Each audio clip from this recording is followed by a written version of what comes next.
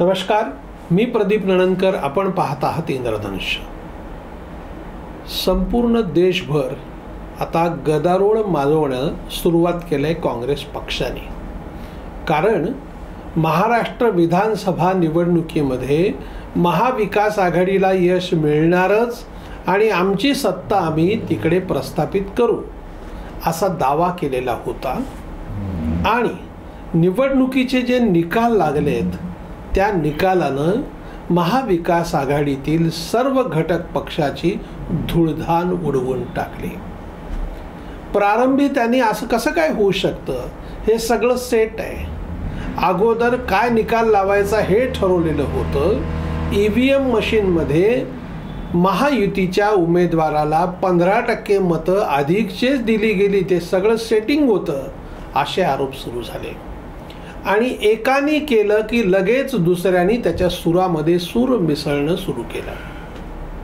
उद्धव बाळासाहेब ठाकरे यांनी आरडाओरडा सुरू केला आणि EVM मशीनचा हा घोटाळा आहे, त्याच्यामुळेच सगळे अशा पद्धतीचे निकाल आहेत. कारण आम्ही अनेक सभांमध्ये लोकांचा जो प्रतिसाद पाहत होतो त्यावरून लोकभावना सरकारच्या विरोधात होती हे दिसत होतं. मग मतपेटीत वेगळं मत कसं आलं आम्हाला तर हे कळत नाही आणि असं होऊच शकत नाही. लगेच त्यांच्या सुरामध्ये सूर मिसळणं जितेंद्र आव्हाड आणि गँगनी सुरू केलं. आणि थोर नेते शरद पवार यांनीही EVMच्या विषयामध्ये आम्ही माहिती मागवणं सुरू केलंय. वकिलाची एक स्वतंत्र टीम आम्ही उभी करतोय आणि राज्यव्यापी आंदोलन या विषयामध्ये करणार आणि कायदेशीरपण आंदोलन आम्ही लढू.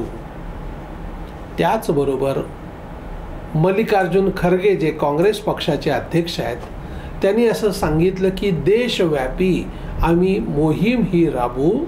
काय आहे की जात गणनेची मागणी काँग्रेस पक्षाने केली होती आणि ते जर झालं तर सगळे लोक आपापला हक्क मागतील, यासाठी सत्ताधाऱ्यांनी हे होऊच दिलं नाही आणि EVM मशीनचा आधार घेऊन आमचा पराभव केलाय. आमचा पराभव झालेलाच नाही असं त्यांचं म्हणणं आहे.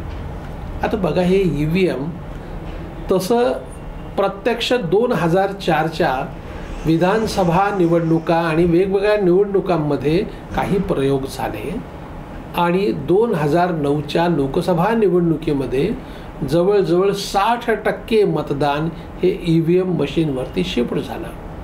त्याच्यानंतर 2014ला तर 100%. मग काही जणांनी शंका घेतल्या, त्यामुळे 2019 साली आपल्याकडे VVPAT नावाचं एक मशीन त्या EVM मशीनला जोडण्यात आलं.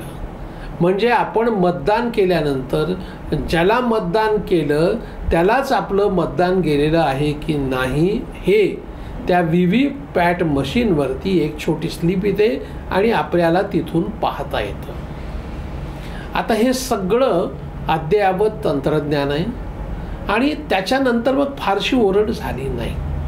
बघा, आत्ता लोकसभा निवडणुकीमध्ये कुठे एकाने तरी ओरड केली का, एका तरी सिंगल व्यक्तीने ओरड केली का VVPATचा किंवा इलेक्ट्रॉनिक वोटिंग मशीनचा घोटाळा झाला आहे? नाही, कोणीच तक्रार केली नाही. म्हणजे आत्ता सर्वोच्च न्यायालयाने एका व्यक्तींनी तक्रार केली होती की हे सगळं EVMचे घोटाळे आहेत, तर सर्वोच्च न्यायालय असं म्हणतं लोकसभा निवडणुकीच्या वेळेला जे निकाल लागले त्यावेळेला कोणीच तक्रार केली नाही.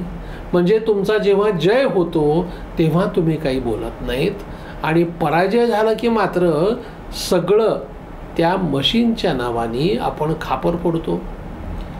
चंद्रबाबू नायडू वगैरे आहे ना, त्यांनी पण असे आरोप केले होते पूर्वी, पण ते विजयी झाले तेव्हा आरोप बंद झाले. असंच आहे. ह्याला म्हणतात छोट्या भाषेमध्ये, म्हणजे ग्रामीण भागामध्ये ह्याला रडीचा डाव म्हणतात. लहान मुलं खेळताना ना एखादी गोष्ट आपल्या मनाविरुद्ध झाली की मग रडायचं आणि काहीतरी कारणं काढायची. आत्ता एक साथ शरद पवार, उद्धव बाळासाहेब ठाकरे आणि काँग्रेस पक्ष हे रडीचा डाव खेळत आहेत. यातनं निष्पन्न काहीच होणार नाही, कारण न्यायालयाने सांगितलं की हे शक्य नाही, आता पुन्हा निवडणूक घेणे नाही. आता ओव्हरऑल देशातच पुन्हा मतपत्रिकेद्वारे निवडणूक घ्यायची का घ्यायची नाही सगळ्यांनी मिळून निर्णय करावा लागेल. कसं आहे, काळाच्या पुढे आपण पावलं टाकली पाहिजेत.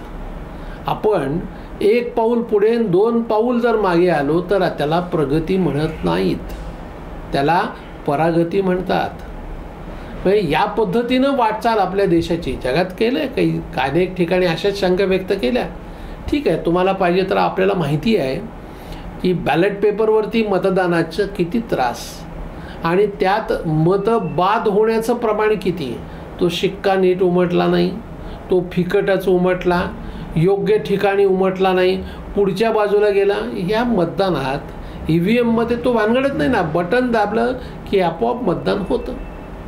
आता त्याच्यात पुन्हा तुमचं बटन दाबल्यानंतर ते तिथं गेलं की नाही बघायला VVPAT आहे. VVPAT बघून तुम्ही ऑब्जेक्शन घेऊ शकता. पण हे सगळ्या गोष्टी आत्ता निकाल विरोधात गेलेत म्हणून तक्रार आहे. संपूर्ण देशाने असं ठरवलं की नाही मग पुन्हा बॅलेटवर जायचं तर तसं करता येईल, परंतु सगळ्यांनी मिळून या विषयावरती निर्णय घेतला पाहिजे. पण जे काही घडतं आहे ना, निमित्त पाहिजे, आपल्याला दूषणं द्यायला निमित्त पाहिजे. आणि यातूनच हे जे मी म्हणालो रडीचा डाव हा सतत खेळला जातो. काय आहे, आणखीन एक म्हण आहे, पादऱ्याला पावट्याचं निमित्त. ही जे आहे ना, अपयश आलं की अपयशासाठी शोधायचं असतं कारण की अपयशाचं एकूण आपण कोणाला दोष द्यायचं. आणि म्हणून सगळे मिळून हा दोष त्या EVM मशीनला देऊ पाहत आहेत. आता सामान्य माणसाला हे सगळं कळायला लागले. ग्रामपंचायतीच्या निवडणुकीपासून सगळ्या निवडणुकांमध्ये EVMचा वापर आता व्हायला लागला आहे. आणि मग इतके दिवस तुम्हाला काही जाणवलं नाही, तुम्हाला आत्ताच ते का जाणवत आहे, आत्ताच त्यात मॅन्युप्युलेशन आहे असं का वाटतं आहे. आत्तापर्यंत निवडणूक आयोगाने अनेक वेळेला सर्वांना आव्हानं देऊन झाली की तुम्ही हे सिद्ध करून दाखवा, तुम्ही या. काही नाही, निमित्त पाहिजे. आणि आत्ता हे जी आरडाओरडा आहे ना, 4 दिवस लोकांच्या डोळ्यामध्ये धुळफेक करून आम्ही कसे योग्य होतो, आमची भूमिका ही लोकांना कसं पटत होती आणि आमचा पराभव हा लोकांनी केलेला नाही तर तो तांत्रिक पराभव आहे हे सिद्ध करण्यासाठीची धडपड चालू आहे. आता काय आहे, माणसं धडपड करत असतात कारण पुन्हा त्यांना उभं राहायचं असतं. म्हणजे तुम्ही आता समजा गाडी चालवत आहे आणि आपली चूक झाली, पडलं, तुम्ही लागलं, खरचटलं, तर माणसं काय करतात की आहे ना, ते अमुक झालं, अचानक काय तिथं दगड होता तो दिसलाच नाही, मग त्या महापालिकेचं एकूण खड्डे कसे असतात, अमुक काय असतं, हल्लीच्या गाड्यामध्ये काय त्या मेकॅनिकला दुरुस्तीला टाकलं होतं त्यानं ब्रेक कसं नीट दुरुस्त केलं नाही. 100 कारणं. मुख्य काय आहे की तुला नीट गाडी चालवता येत नाही, गाडी चालवताना जी सावधानता बाळगायची असते ती तू बाळगली नाही आणि खापर मात्र दुसरीकडे फोडतो. आत्ता आपला पक्ष काय आहे, आपला पक्ष काय करू इच्छितो आहे, आपल्या पक्षाची ध्येयधोरणं काय आहेत हे मतदारांना पटवावं लागतं. झालं उलटं.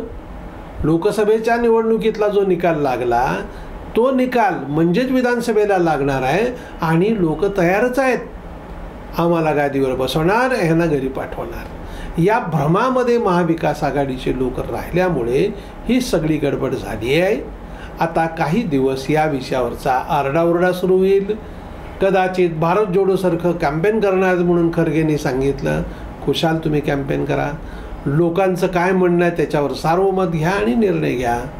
पण या सगळ्या प्रकारातून लोकांची दिशाभूल केली जाते, लोकांचं लक्ष विचलित करण्याचा हा प्रयत्न आहे आणि दुसरं तिसरं काहीही कारण नाही. धन्यवाद. आपल्याला हा जर व्हिडिओ आवडला असेल तर तो लाईक करा, फॉरवर्ड करा व सबस्क्राईब करा.